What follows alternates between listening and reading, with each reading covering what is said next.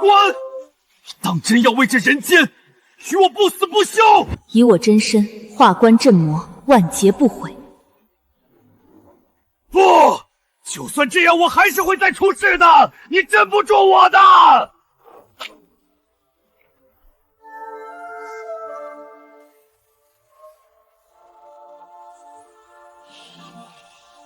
民国18年大旱，干涸的河底露出一具透明龙棺。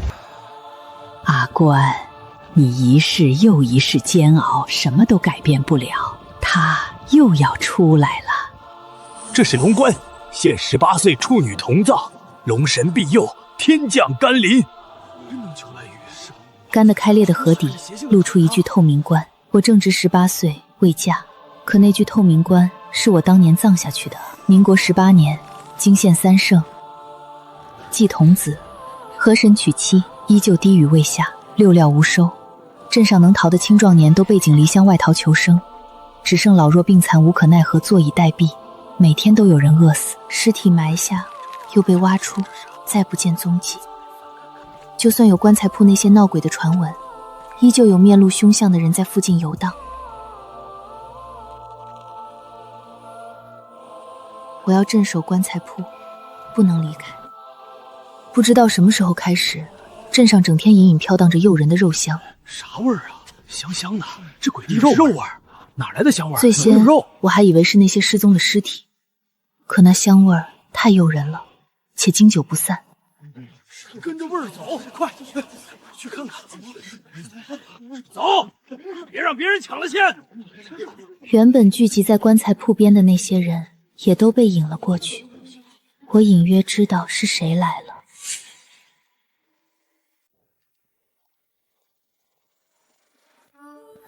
快，肉香从庙里来的，别晚了。我撑了把黑伞，循着肉香到镇口破庙。肉香浓郁，勾得人复鸣声悬。给我一碗！我先来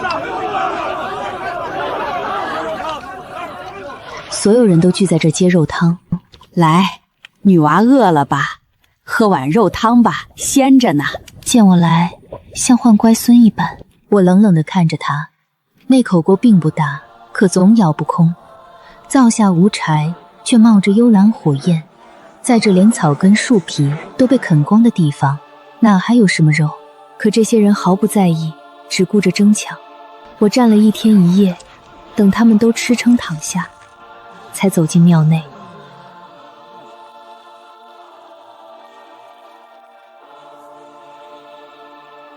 那锅里没有骨头，只有翻滚的肉块。他见我无碗，便取碗要舀汤，我一把摁住了他的手。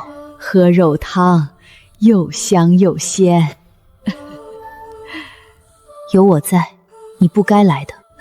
不用担心，你知道的，我锅里熬的不是肉。你这样一世又一世的煎熬，依旧什么都改变不了，还不如喝我一碗汤，了却一切呢。怎么，又要像上次那样阻止我吗？可结果呢？你又18岁了，这次还完完全全是个普通人啊，真好。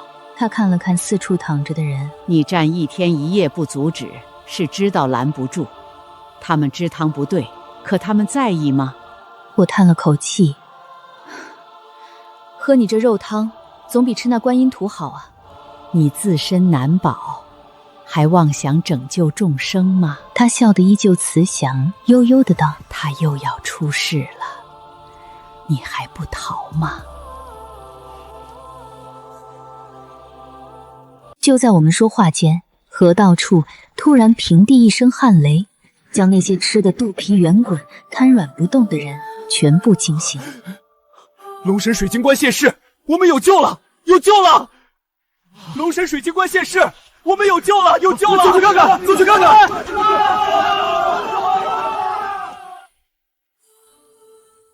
龙棺啊！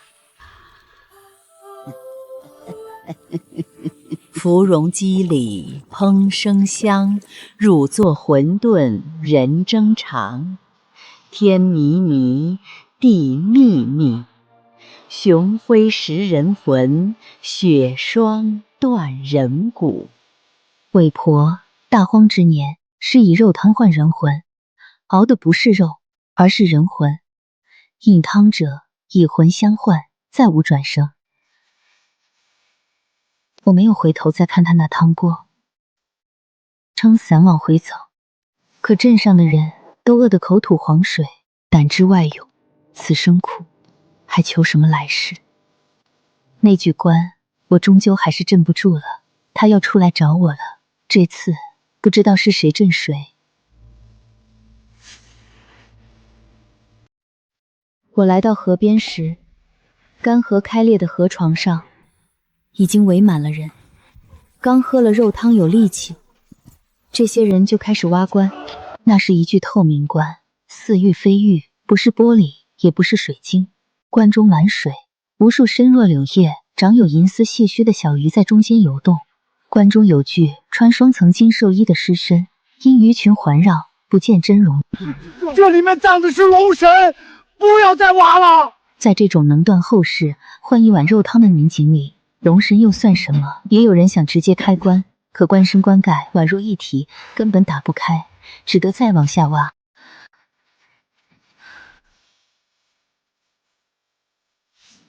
我静静地看着，不知道什么时候，鬼婆也将她的业火灶、炖魂锅移到了河边。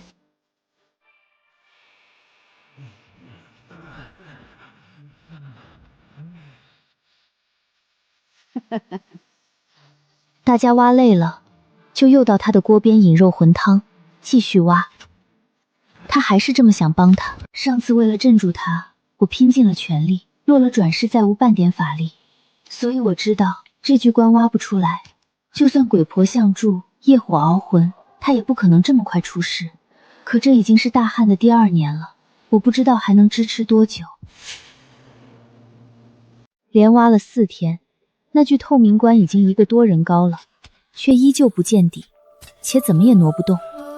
挖棺的人已经开始变少了，就算鬼婆倾力相助，肉魂汤也得以魂来换。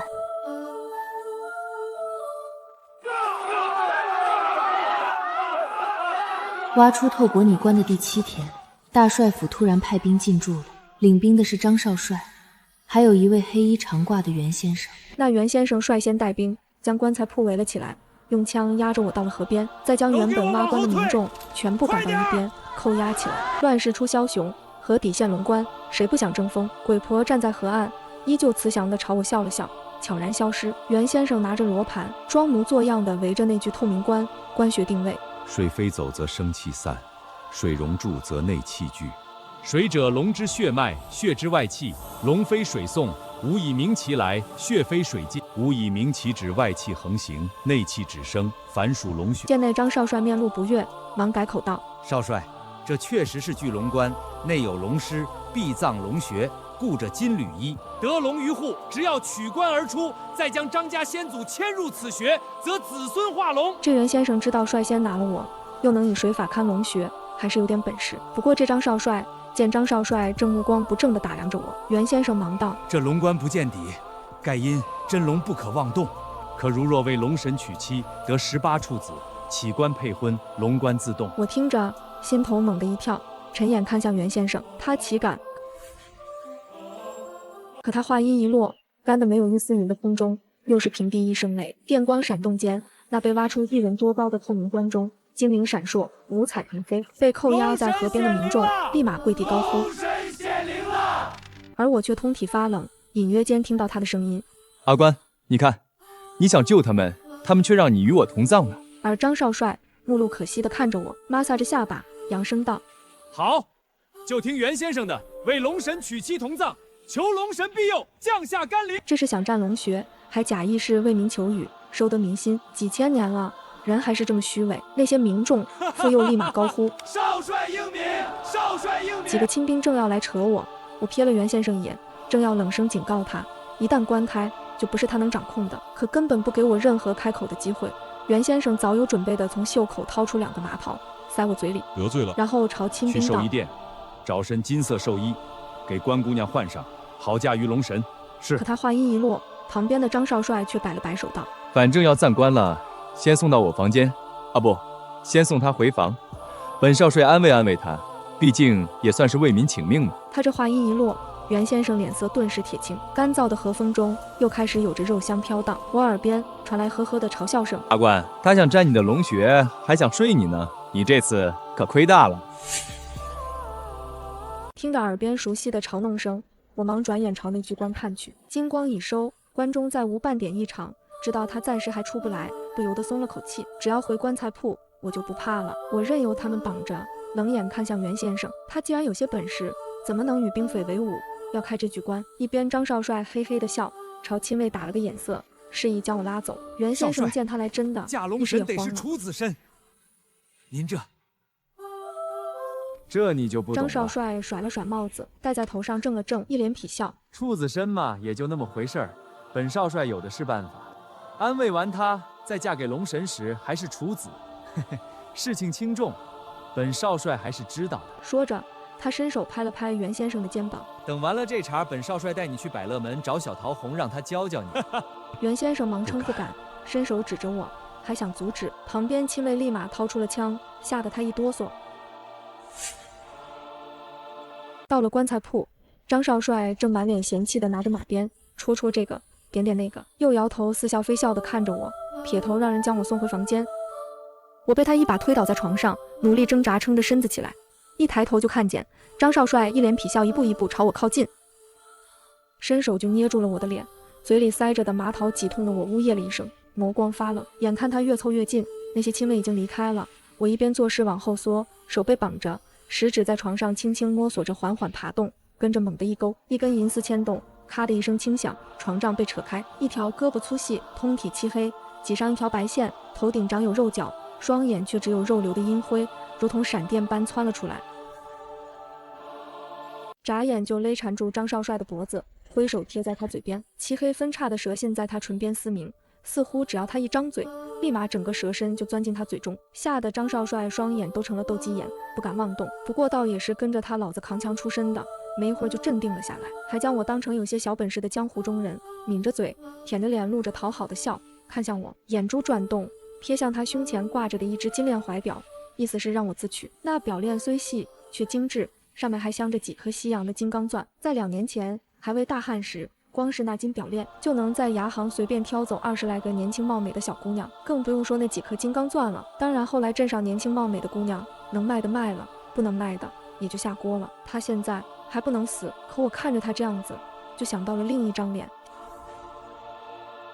心底涌过一丝烦躁，任由白皙缠着他。我直接脱了骨指，施展缩骨功，将被绑的手抽出来，取出嘴里的麻桃，卷动唇舌，缓解麻意，静静地看着那张少帅。鬼婆说的没错，我这一世法力尽失，完完全全是个普通人了。可普通人也有普通人的活法，总不能进成他那炖魂锅里的肉魂汤。张少帅见我脱困，脸色虽还紧着，可眼珠却转了转，放在两侧的手缓缓往腰间的枪摸去。我将掰断的指节一节节地接回去。这条阴灰叫白皙，是前朝养在东陵护墓的。孙大帅炸了东陵，惊了弟弟龙脉，他被炸伤，无处藏身，就找到我这儿了。灰本就剧毒，各朝皇室勘定皇陵后，第一步就是聚水藏风，引龙气汇聚，养阴灰护墓。东陵从200多年前开始修建，白皙一直养在地底，自是剧毒无比。张少帅那摸向枪柄的手立马顿住，脸上闪过什么，看向我的眸光有着疑惑。他尽管贪欢好色，但倒也不算没有脑袋，还能从我话里猜出点意思。见他懂了，我这才朝白皙扶了扶手，示意他松松。有几件事，请张少帅帮忙，可以吗？张少帅哪还敢不从，连忙眨眼表示同意。我轻吹了声口哨，白皙吐了一口黑烟，喷在他鼻尖，这才游回床帐之上。一经脱困，张少帅立马掏出腰间配枪，对准我，快步退到门边，拉开门，似乎要召来亲卫，可手碰到门后又缩了回来。他看着我，依旧用那桀骜不驯的语气道：“不知道关姑娘要我做什么？”白皙一松，他没有立马开枪，也是知道那口黑烟不对，怕我死了拉上他的命。我缓缓走到窗边，你将我带回来也不是想对我怎么样。饥荒年间最不值钱的就是人了。旁边包子铺的刘妮儿长得水灵，还做得一手好包子，却也在开春时被他爹卖了，换了2斗粗粮。张少帅要什么样的女人没有？何必要我一个打棺材的？从我房间的窗户正好可以看到河中内脏透明棺的地方，那不是龙关，埋棺处也不是龙穴，让你的人都退了吧，不要白送了性命。既成乱世，天灾生，人祸起，妖魔横生，鬼魅成形，能多活几个就多活几个吧。张少帅这会儿倒是不怕了，脸上带着痞笑，走过来，踮脚斜身，一身痞气地靠在窗边。袁无风用水法寻龙，自不会错。那透明棺浑然一体，聚龙气而成水，运生气而化鱼，不是龙棺是什么？张大帅想要的是龙棺吗？想要的怕不是龙穴聚气，得真龙之相，好成就你们张家帝王之业吧。我软软地靠在窗边，轻轻招手，白蟹顺着床柄游到了我旁边，乖巧地缠在我腕间。飞蛇百脊，有角无眼，全靠闻吸。这会儿昂首对着窗外，吞吐着蛇信，闻着那越发浓郁的肉魂汤味。鬼婆啊，越来越心急了。那些守在河边的大兵，这会儿怕是已经喝上肉魂汤了。我轻叹了口气。白皙是前朝东陵的护木阴灰，代表的是前朝龙气，虽只是灰，未成教化龙，但至少表明前朝虽气运微弱，却还在。关姑娘莫不是糊涂了？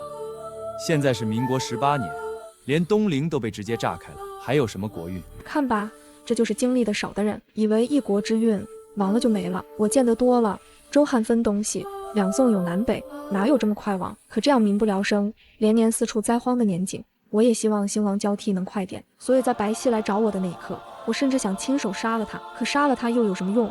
他其实和我没什么区别，杀了他，军阀依旧混战。现在是张大帅，明天就可能是李督军、陈总兵，天灾难抗，人祸更甚。窗外肉香更浓了，我轻轻一卷白皙，扯断系在他尾翎上的银钱，将他从窗口丢下。他一经自由，立马朝着那具透明棺游去。张少帅看得啧啧称奇。关姑娘给他取名白皙，以为白驹过隙，可为什么又要放他去龙关那儿？是要让他汲取龙气，再聚前朝国运吗？白驹过隙，梦幻成空，可终究还是在的。早来早破，免得徒生祸端。我轻喝一声，转眼看向张少帅。我可以助张少帅得龙穴，但也有2件事，请张少帅帮忙。张少帅挑了挑眉，凑过来低笑道：关姑娘想要什么？他一凑近，虽说长相完全不同，可挑眉动眼时，那种熟悉的讨厌感又来了。我没了法力，白皙认存，我不想再这样耗下去了。任由张少帅打量着，吸了口气，沉声道：第1件事，请少帅调粮赈灾，救救剩下的人吧。前几次我法力尚存，只是找到他，然后全力镇住，并没有融入普通人的生活。虽也知道兴亡苦，却并没有亲身经历，不能感知这种苦。这次在这镇上活了18年，见过人心恶，可更多的是人心暖。比如刘妮儿有卖剩的包子，总是找各种理由送我几个。比如他最后被卖之后得的那2斗粗粮，刘老爹也没有留，熬了一锅稀粥分给了附近的街坊，让大家又能多活2日，还特意给我送来了一碗，说刘妮儿走前交代了的。那晚我喝着极稀的粥，看着他左臂染血，伸着右臂，满眼渴望地抹撒着角落里那副看了几年的寿板，悠悠地叹气。你别怪我狠心，至少妮儿能活了。是啊，不卖只有饿死。刘老爹左胳膊是怎么没的？我看得清楚，卖了，无论是为奴当婢，甚至是去烟花柳巷，至少也能多活几天。在这样的乱世，没有什么比活着更重要了。熬过这饥荒年景，或许就活下来了，有希望总比活活饿死的好。那会儿刘老爹说起来还挺开心，朝我嘿嘿的笑，摸着那副板不停感慨，真是副好板。我抿着只比水稠点的粥，那送你了，隔几天我打好，把你和刘阿娘合葬。刘老爹有气无力，我用不上了，朝我低声道：我活不长了，关妮啊，我死了你别声张。你比刘妮儿大几岁，打从被送到这棺材铺，也算是我看着长大的。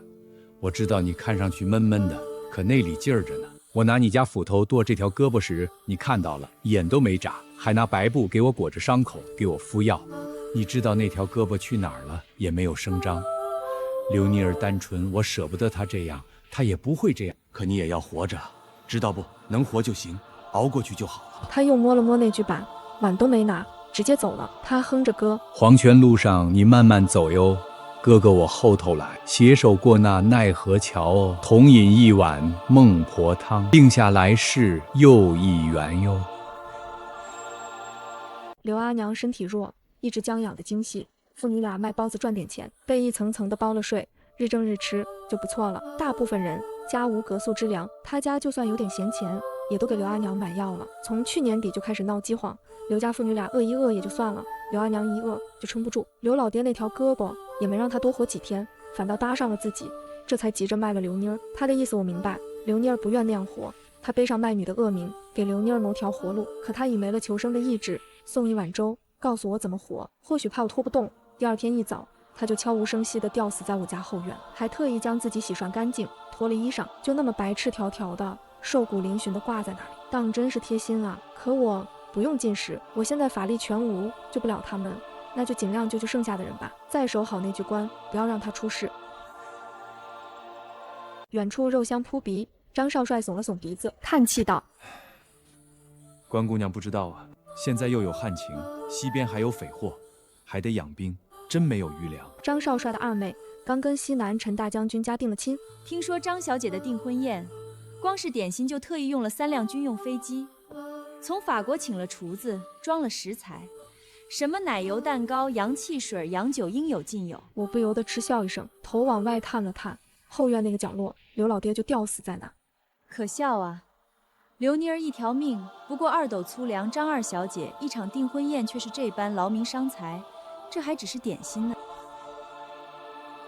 张少帅挑了挑眉，若有若无的嗤笑了一声。镇上就剩河边那些老弱妇孺了，也吃不了多少。既然关姑娘开口，本少帅就大发善心，救上一救。那第二件事呢？那具透明棺不能开，但也不能留。我看向挖开的河中心，沉声道：现在大炮连东陵的断龙石都炸开了，那具棺再结实，多几炮也炸完了。张大帅想要的龙穴，我自会让白皙带路。他由龙气滋养200多年，自是对龙气有所感应。再有袁先生这般高人，寻龙点穴确认一下，必定是万无一失，保张家帝王业。如果炮轰不行，还可以埋地雷，或是用其他的炸上一炸，总能毁了那具棺。张少帅脸上的痞笑更明显了。阿关，什么时候发现的？验证了想法，我正要吹哨唤放出去的白皙，他头往前一伸，双唇离我不过1指，似乎只要我一吹哨，就会吻上来。说话间，我还能感觉到他炙热的气息喷在唇上，这像极了刚才白皙缠在他颈间时，对着他吐吞舌信的样子。阿关猜到了，所以才用炸毁那具棺来试探我，还是……他眼眸闪过琥珀般的光芒，伸手抚了抚我的脸。闻到肉魂汤的香味了吗？镇上这些人都不会活过今晚了，阿关还想救他们。我就是闻到肉魂汤的香味飘散，才隐约感觉到这位张少帅不对，这般肉香，连我都忍不住食指大动。他闻到了，却面不改色，也不多问一句。我抬眼看着他：你什么时候出来附在了这位张少帅身上的？他的真身被我镇在那具棺中，不可能出来，那就只能是东陵被炸后，龙脉受毁，他借机逃出一缕神魂，夺舍了。怪不得鬼婆在知道张少帅来后，就笑成那副得意洋洋的模样。你和我斗了这么多年，有输有赢，为什么就不能好好相？他却答非所问，手指在我唇边摩挲着。已经法力尽失了，现在连真身都不要了。别人不知道那具棺是什么，我还不知道吗？没了这具真身，你怎么去找你那个念了2000多年的主人？你和我纠缠这么久，次次死磕，到最后舍了真身镇我，只得一次次化形重生，不就是等你主人来接你吗？阴在阳之内，不在阳之对，你我皆是应运而生，何必这样闹得你死我活？还是你要忘记了那个主人，要和我一起灰飞烟灭？他面露嘲讽，有点伤感，阿关，又有种说不出的兴奋。我不知道，我值得你这么舍得。我冷眼看着他，因为我输不起，跟着猛地一挥手，沉喝一声。我从2岁能说话起就被送到这棺材铺，就觉得16年，等的就是他来。我知道法力尽失，光凭自己不一定能困得住他了，可我不能再让他逃了。我见过我输时的样子，而这一次，他和我都知道，比以往任何一次都严重。2000多年来，鬼婆从来不和我正面交锋，这次明知我在这里面，却还敢当着我的面，在阵中以业火熬魂成汤。那暗中还有多少异鬼妖魔，等着我最后一丝气息干涸，一涌而出，吞噬了这世间。我能感觉得到，不只是我所镇护的地方，往外在蔓延，无限远的地方都会有接连的战乱。东陵的断龙石能被炮炸开，白蟹这种汇聚200年龙气的阴灰能被伤。拥有这种东西的年代，大兴兵乱，不知道多少人将在这次兴亡间殒命。所以这次我真的输不起，必须将它尽早镇住，拼尽一切，等不来主人也无所谓。我第一次遇到朱燕是在洞庭湖，那时我虽上交5龙巨首，下挥4方龙气，灵智初开，却依旧未能化形。那是主人第2次带我出巡，祖龙御巡，驱百鬼，镇妖魔，保4方太平。那次主人乘龙舟过洞庭，准备了很久，似乎知道有大事要发生，在登船之时，还刻意将我摆在龙舟之首，引龙气镇护。果然入洞庭后，巨浪滔天，宛如要吞噬天地。龙舟在几次被巨浪吞噬，又在我隐晦的龙气镇护下破浪而出。可浪涛之下，隐有火光，更有异兽嘶吼，众人慌乱，主人却从容不迫地自龙舟之首取下我，摩挲了一会儿，毅然将我丢入了湖中。当时我伤心、诧异、震惊、不解。5龙齐聚首，4方龙气会，受命于天，既寿永昌。这不是刻的，是天命所归，他该得的。世人皆知，得我者可得天下，他却将代表他几身气运，保他国祚永昌的我付之一掷。可我来不及多想，因为洞庭湖底，朱燕和无数异兽妖魔从熔岩之中冲出，兴风作浪，似乎要吞噬了这天地。我几乎本能地画出身上汇聚龙气的5方之龙，与他们缠斗，要将他们镇压回去。万物相生相克，应运而生，我乃龙气所聚，得我则可得天下，而朱燕现则天下兴兵，我与他兴亡交替，必有一战。可我不会让主人辛苦成就的功业被颠覆。那次我和他交斗8年，在隐隐感知主人有难后，我拼尽全力将他震回湖底。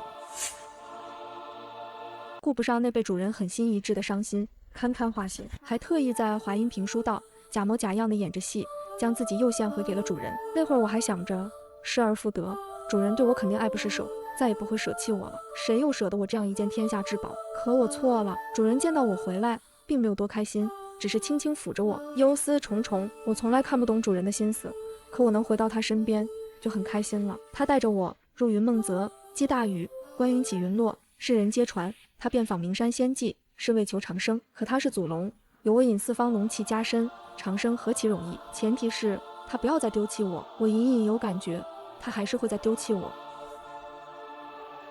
果然，我回到主人身边不过半年，泰山府君托一位白衣的华山神使送了封信。当晚，主人摩挲着我，回来了。你的主人不是我，而是这天下，这万民。将自身龙气注入我体内，宠溺且无奈地笑道：“好好镇住朱燕，哪天朱燕不出，天下永不兴兵。”主人几乎将自身所有龙气都注入了我体内，跟着就将我交给了那位神使。我有点生气，他居然还要将我送走。走前，他那高大的身形似乎摇摇欲坠，我心中那种隐隐的不安越发沉重。可神使为我而来，我依旧被带入泰山，再次碰到了朱燕。他当时正在泰山底下，朝我笑得猖狂且得意。我生来就伴于祖龙，受4方龙气滋养，祥瑞平和。可这朱燕害我2次被主人所弃，当下5龙齐出，直接就扑了过去，对着他那巨大的真身撕咬。泰山底下无日月，我心头却一直记挂着主人那摇摇欲坠的身形，只想速战速决。我不记得那一次和朱燕缠斗了多久，但有主人的龙气相助，又有泰山府君布下法阵，应该不是太久。可等我再出来急急去寻主人时，却得知天下已然易主。主人在我被送入泰山后的半年就驾崩了。更可笑的是，还有传闻子婴跪捧着我献于咸阳道：“我乃天命所受，岂可被人跪献？我主人扫陆河，平八荒，成千秋霸业。倒不知道我在泰山底镇了朱燕，就有了新主，他们凭什么做我的主人？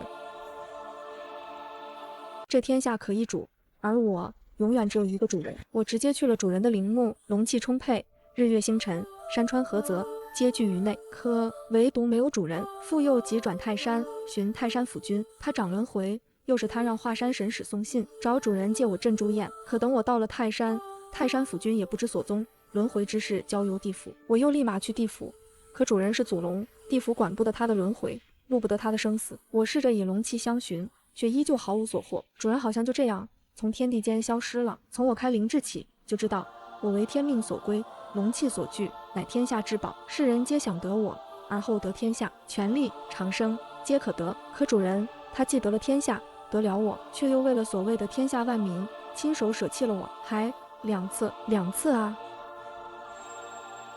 没了主人，在茫茫天地，我一时也有些迷茫。我一直好奇，泰山府君在那信里写了什么，让主人舍了一身龙气，舍了国运，让我去镇那该死的朱燕。翻过一些书籍，到只有《搜神记》里记了华山使者送信一事。我也去华山找过，可那神使也不知所踪。我寻不到主人，也不想落入那趁主人于外敌，朕意乱，夺了他国祚的人手中，更无心存于世间，就在山野龙气充裕的地方沉睡。可有一天，我猛然惊醒，朱燕又从泰山底下出来了。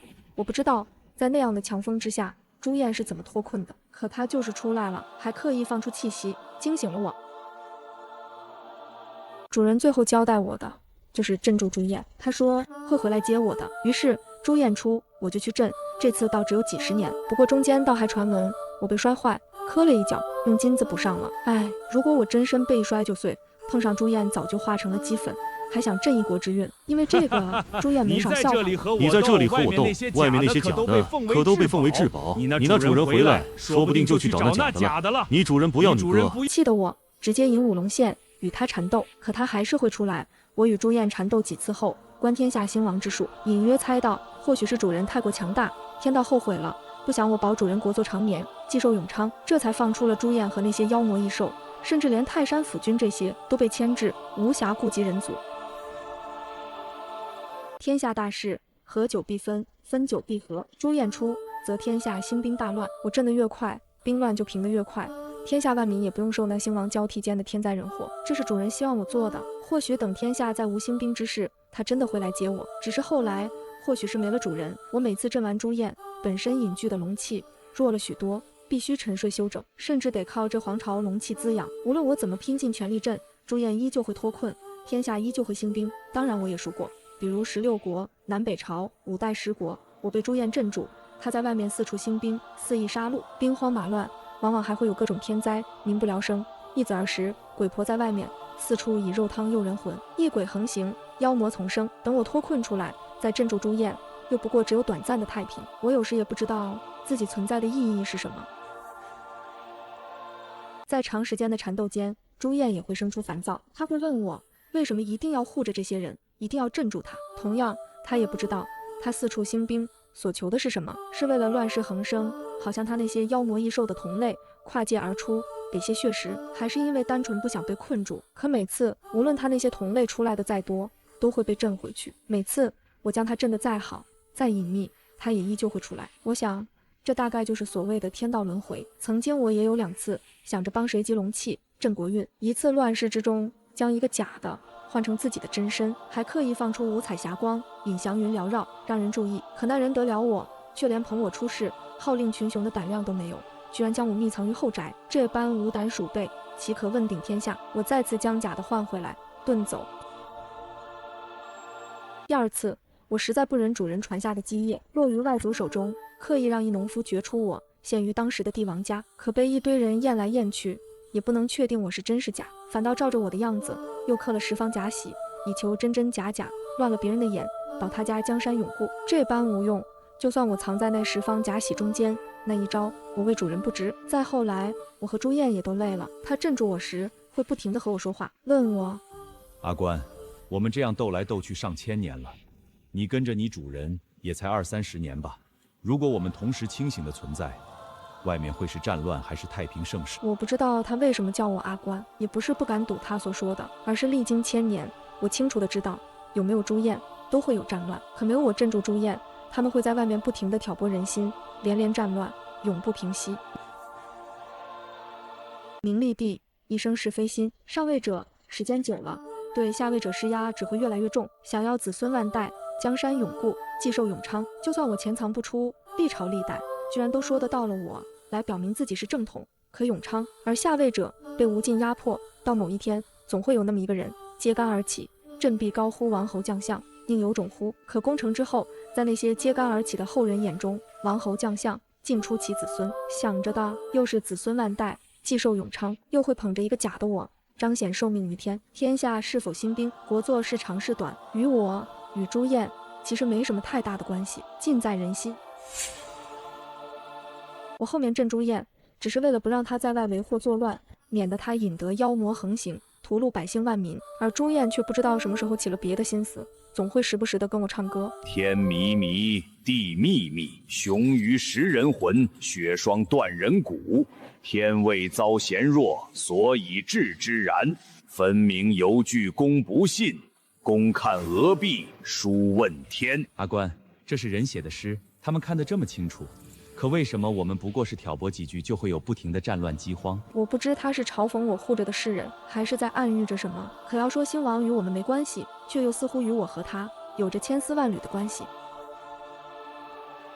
上次与他缠斗，我下定决心将他永镇，以真身化关，以自身修为，汇集龙气，熔铸于关中水，更引龙鱼一点点吞噬他。朱燕属火，从熔岩中出，这般才能镇住他。我还刻意托造关的官家，将关埋于深河之中，这才放心沉睡。可前朝刚灭，我就带着记忆转生成一个婴儿，落于一家赶尸驿站之中。是一对赶尸匠捡到了我，将我养到2岁，我能说话后，才托他们将我送到了这家棺材铺。而更可笑的是，就在东陵被炸，白系重伤后，我所在的地方开始大旱，水者龙之血脉，就证明我那真身已经不能汇聚龙气，镇不住他。天道，他又要出来了，所以我一直在等他。这16年来，我和造关的官家学了些其他本事，无论如何都要困住他。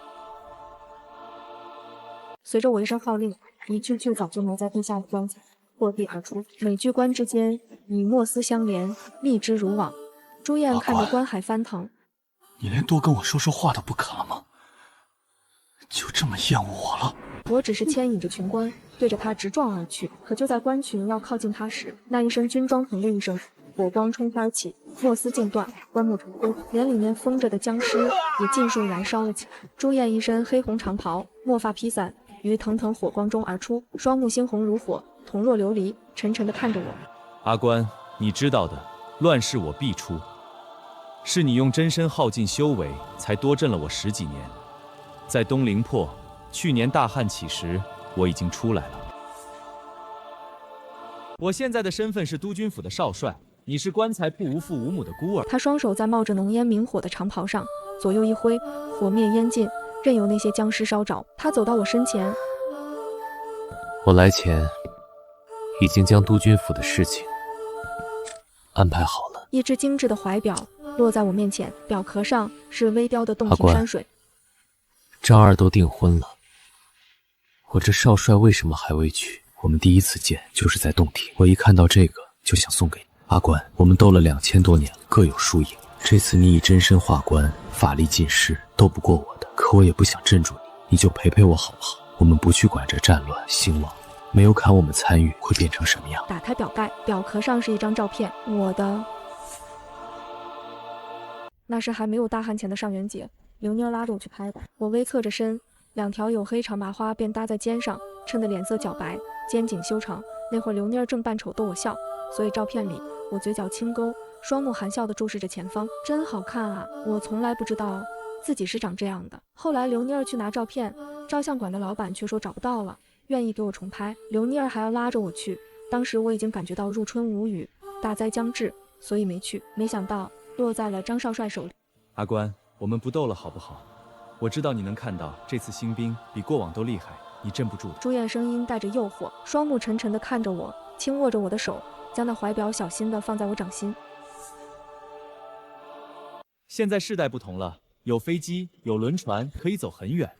你不是好奇那洋汽水、洋酒和洋人做的奶油蛋糕吗？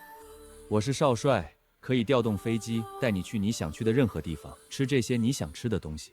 我也可以给你一个比张二更大的婚礼，你以后就是张少帅唯一的夫人。我们就这样一起好好的看着，好不好？他缓缓抬手抚着我的脸，我已经安排好了一切，你只要安心跟着我走就行。任由他的手抚在脸上。那你还能闻到那肉魂汤的香味吗？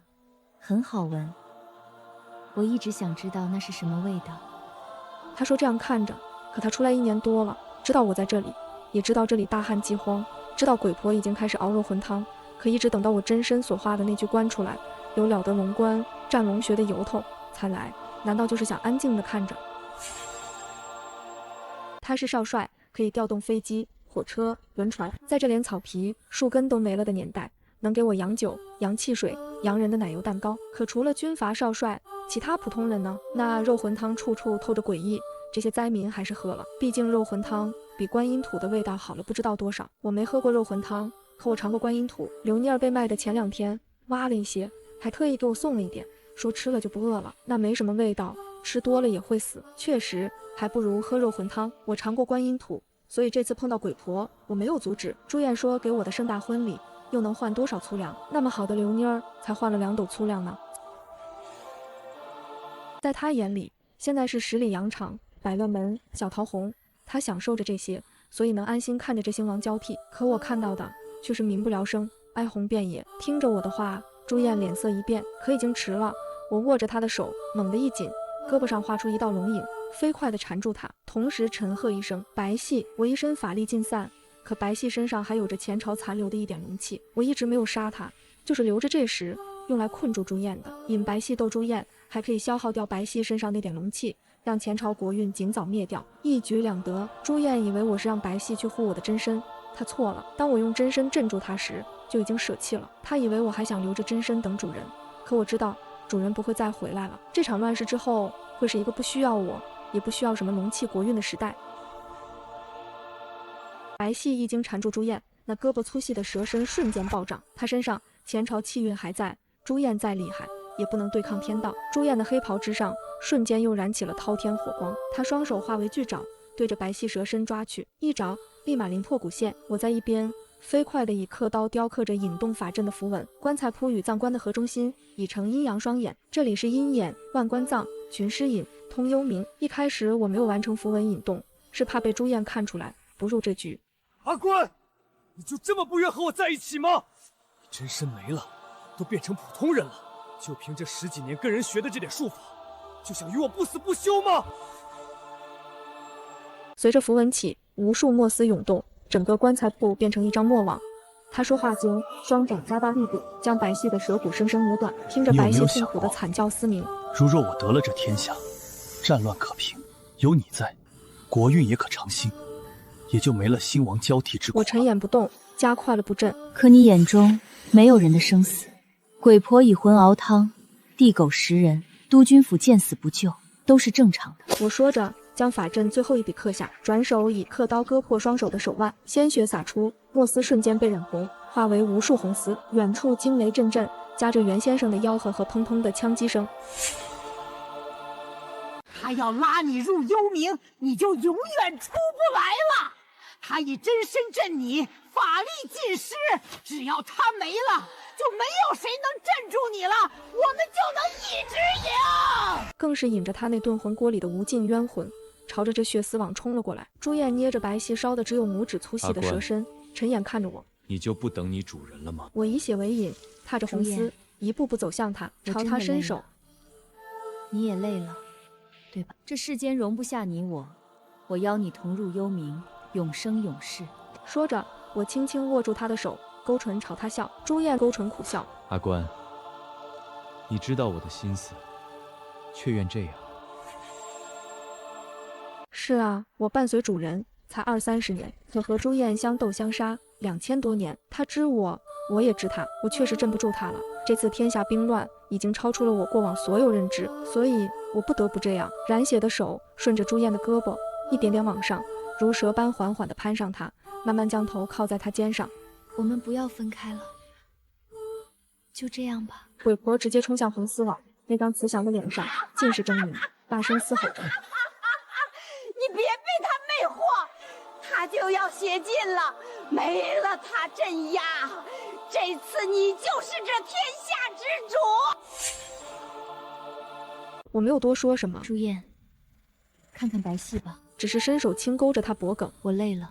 朱燕的真言出于地底，暗里一条阴灰早就被烧成了灰烬，可在朱燕手中这么久，也只是一小再小，这会儿已经细若块间，却依旧还在。天道如此，无法可破。那我和朱燕只要存于世间，就会有无休无止的缠斗。朱燕苦笑了一声，偏头看向我，最终轻叹了一声，下巴在我头顶蹭了蹭，指尖依旧捏紧白皙，低笑道：既然阿关都舍得你主人，与我长相厮守，无论人世间还是幽冥界，我皆往矣。随着他话音一落，那腾腾火焰瞬间熄灭，地底出现一个巨大黑洞，我们瞬间沉入，连带着那干涸的河床，那透明的龙棺。鬼婆嘶吼着大叫，不过他一扑来，立马被吸入黑洞，下坠的比我们还快。可就在我和朱燕下坠时，空中一道白光闪过，跟着朱燕一直紧捏着的白皙一声轻吟，随即在白光中腾空而起。我本想伸手去抓，可伸到一半，白光一闪，白皙已然消失。朱燕一挥衣袖，全身变得平和，轻握着我的手，我生怕她反悔，紧抱着她。我却再无悲与喜，只愿没了我与她。